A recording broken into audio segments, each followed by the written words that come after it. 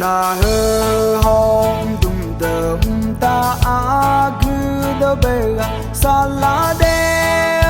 chimila mi ye ayam cha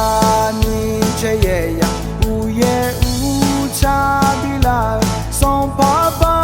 hu ga myo ja chma o adana la ka che yo no na ja chma no chon yang a ti zi hallelujah dum ho ka chi chi yo ga nye nye o ne chang hallelujah no chon yo con se chu nghe ge ayam la ka che je bi la son pa cha ne ja chma no bu la ja chma no chi chi ma ma la ka do do no ja chma o adana la ka che yo no na lu ja chma no chom yang a ti zi hallelujah dum ho ka chi chi yo ga nye nye o ne chang hallelujah no chom yo con se ti po na ja ma dia ti po na dum nya ma dia ni ye bo sa ga bo sha ne hong ye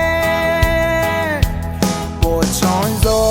lue a ji de yam cha ni ye ka pa nga ga tu yo no na lu ga te lu o adana la ka che yo no na lu ja chma no chom yang a ti zi hallelujah dum ho ka chi chi yo ga nye nye o ne chang hallelujah no chom yo con se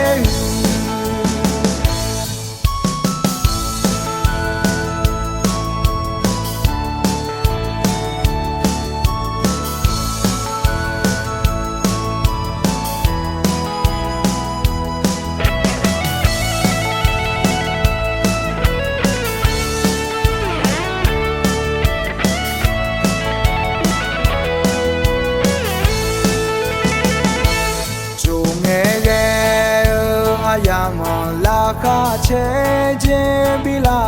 son pa cha ne ja chma no bu la ja chma no chi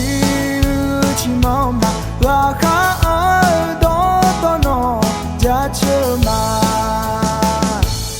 o adana la ka che yo no na chma no chom yang a ti zi hallelujah dum ho ka chi chi yo ga nye nye o ne chang hallelujah no chom yo con se ti po na ja ma dia ti po na dum nya ma dia ni ye bo sa ga bo sha ne hong ye chong zo lue a ji de yam cha ni ye ka pa nga ga tu yo no na lu ga te lu o adana la ka che yo no na lu ja chma no chom yang a ti zi hallelujah dum ho ka chi chi yo ga ne chang hallelujah no chom yo con se